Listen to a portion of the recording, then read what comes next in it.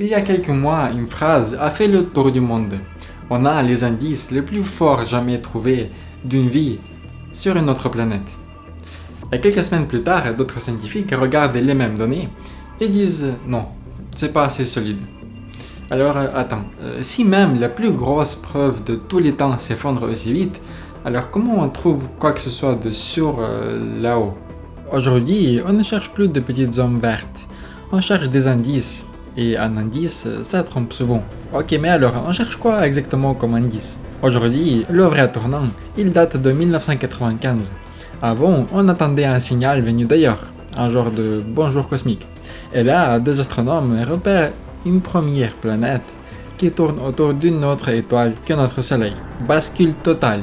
On arrête d'attendre un message, on se met à inventorier les mondes. Aujourd'hui, on en connaît plus de 6000.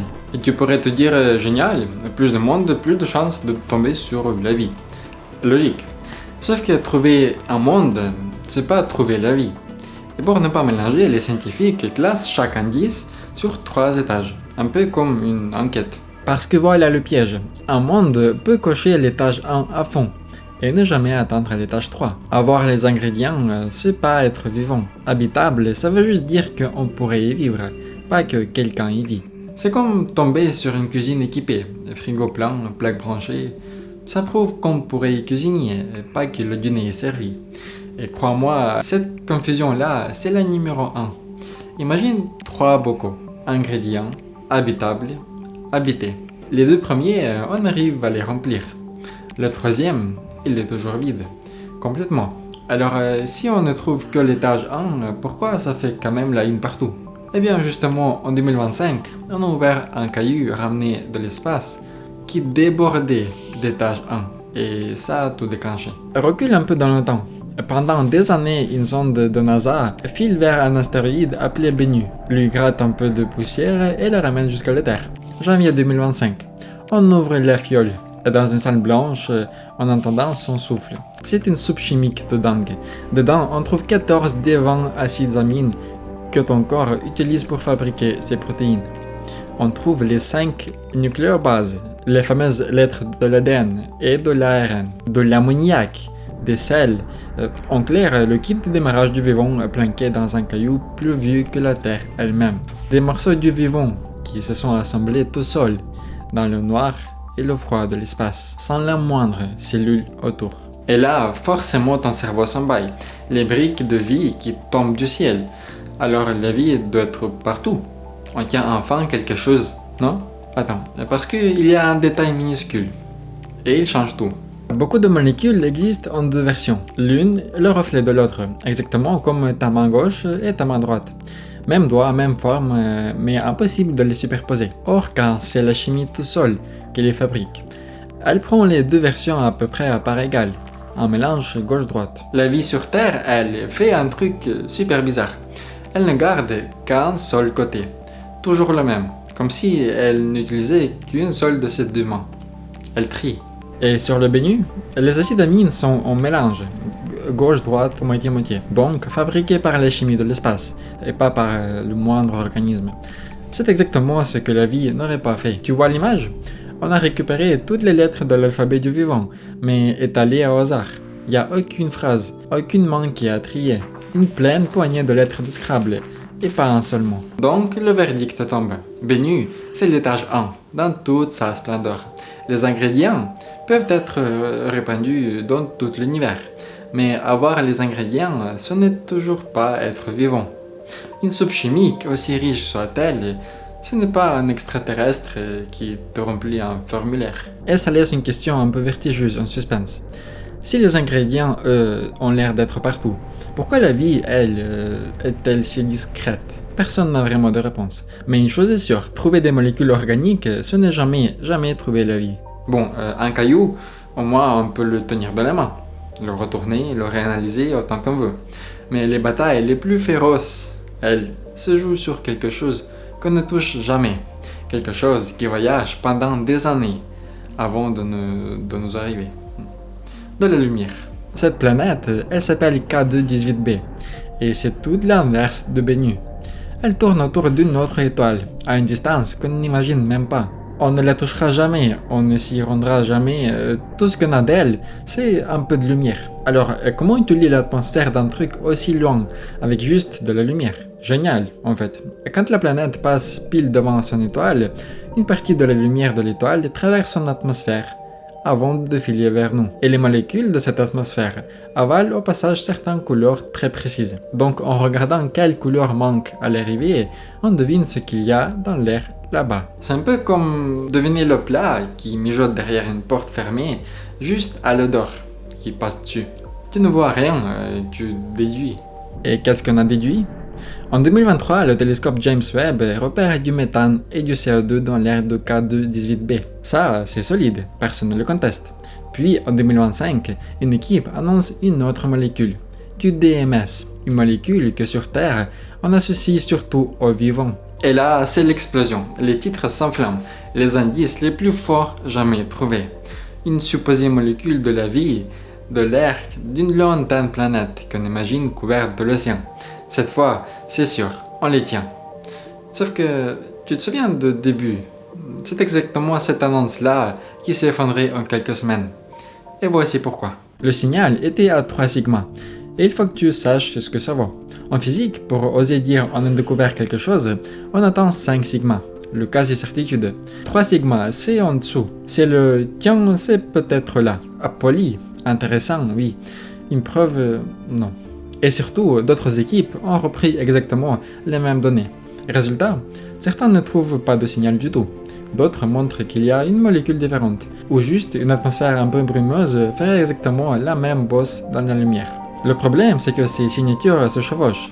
Deux molécules très différentes peuvent laisser presque la même trace. Tu réalises le truc, le même signal devient une preuve de la vie pour les uns et un simple bruit pour les autres. Tout dépend de la façon dont tu nettoies tes données. Donc le verdict. Une seule molécule, ça ne suffira jamais. Et la prochaine fois que tu lis compatible avec ou 3 sigma dans un titre, traduis-le comme il faut. C'est de la prudence, pas une victoire. Là, au moins, on se disputait sur le sens du signal, mais parfois c'est encore plus vertigineux. Parfois, on ne s'accorde même pas sur le fait que le signal existe vraiment.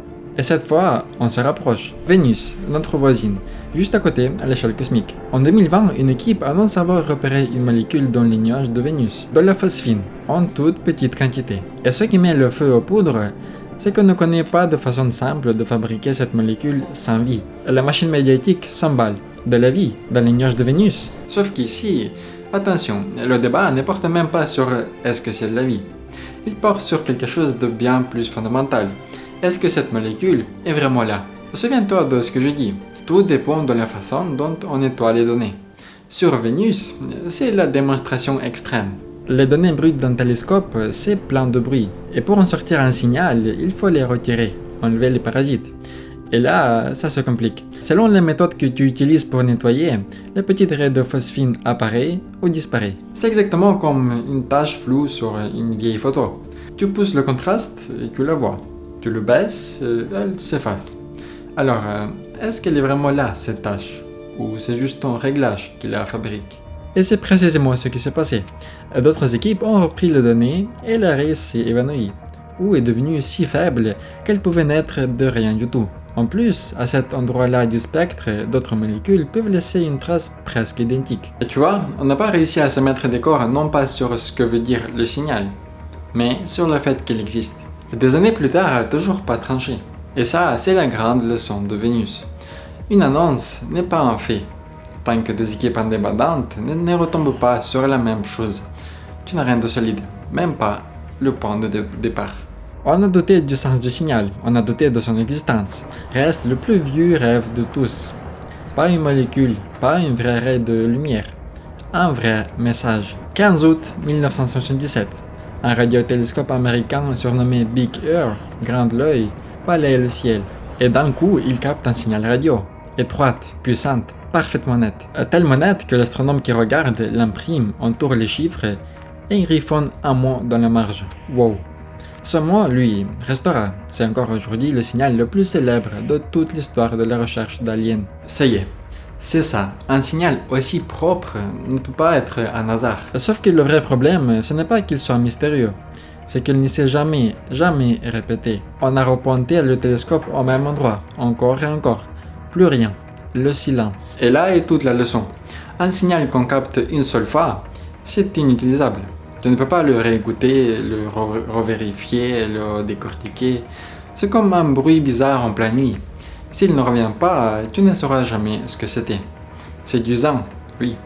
Une preuve, jamais. Parce qu'écouter le ciel, c'est pêcher un murmure dans un vacarme. Et le plus gros vacarme, c'est nous. Nos Wi-Fi, nos satellites, nos téléphones saturent les ondes. Du coup, parfois, c'est notre propre bruit qui se déguise en signal venu d'ailleurs. Et pour bien enfoncer le clou, il y a un deuxième cas plus récent. En 2020, un signal pointe vers Proxima, l'étoile la plus proche de nous. On l'appelle BLC1. Et celui-là, il a tout du candidat parfait. Étroite, stable, exactement ce qu'on attendait d'une vraie technologie. Le client idéal.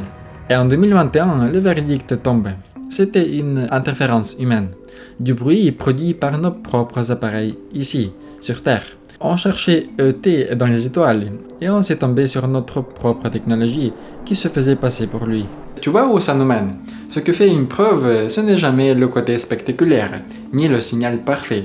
C'est une seule chose, qu'on puisse le retrouver, le répéter, le confirmer séparément, par d'autres.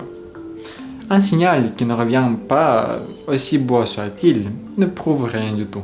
Alors fais le compte avec moi. 4 histoires, 4 cases découvertes, 0 preuve.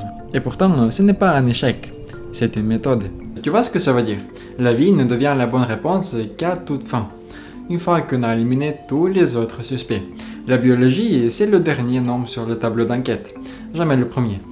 Et surtout, il n'existe aucune molécule magique, aucun signal unique qui répond oui d'un coup. Il n'y a pas de bouton vite détecté. Un dernier piège, le plus vicieux, parce qu'on peut saboter l'enquête nous-mêmes. Poser nos microbes sur Mars avec un rover mal nettoyé, abîmer un échantillon, nettoyer le ciel sous nos propres ondes, et le jour où on contamine, c'est fini. On ne saura plus destiner leur vie de la nôtre. C'est pour ça qu'il existe des règles très strictes. La protection planétaire. On protège les autres mondes, oui, mais surtout on protège notre seule chance de savoir. Alors, je sais ce que tu te dis. Tous ces doutes, tous ces filtres, ça paraît décourageant. Mais c'est exactement l'inverse. Le doute, ce n'est pas de l'impuissance. C'est ce qui fait que le jour où une découverte passera, elle tiendra debout, pour de bon. Le doute, ce n'est pas l'ennemi de la découverte, c'est son garde du corps. Et avec cette grille en main, le héros de toute cette histoire change de visage. On a commencé cette vidéo en cherchant des extraterrestres. Et tu sais ce qu'on a trouvé au bout du compte? Non, pas des aliens. Une discipline. Parce que tous ces bizarreries, chercher des indices au lieu d'organismes, douter de chaque molécule, démolir ses propres annonces, ce n'est pas la science qui dérape, c'est la science à son sommet. Plus nos instruments deviennent précis, plus la ligne se dessine nettement entre il pourrait y avoir de la vie et il y a la vie. Et au fond, retiens 3 choses. Les ingrédients du vivant sont peut-être épanouis dans tout l'univers, mais les ingrédients ne sont pas un être vivant. Un monde habitable, ce n'est pas un monde habité, et un indice n'est jamais une preuve. Et une preuve, une vraie, c'est celle qui se répète, que d'autres confirment et qui survit aux 5 questions. Peut-être que la vie là-haut n'est pas si rare, peut-être qu'elle est même partout. Ce qui est rare, terriblement rare, c'est une preuve assez solide pour survivre à la rigueur. C'est ça, le vrai mur. Et il y a quelque chose de beau là-dedans. En cherchant la vie ailleurs, on finit par apprendre ce que sur Terre n'était qu'un coup de dé, et ce qui peut être une règle de l'univers entier. Alors, la prochaine fois que tu tomberas sur un titre « On a peut-être trouvé la vie », tu ne te ferais plus avoir. Et la bonne nouvelle, c'est que ça avance. Une nouvelle génération de télescopes se prépare. L'un d'eux est carrément pensé pour viser une vingtaine de mondes qui pourraient être habitables et les regarder directement. On ne sait toujours pas si on est les seuls dans l'univers. C'est peut-être la plus grande question qu'on se soit jamais posée. Mais pour la première fois, on a des outils et la rigueur pour y répondre un jour sans se raconter d'histoire. Et ça valait le coup de le comprendre comment ça marche vraiment. Et comme toujours, entraîne ton cerveau et à la prochaine.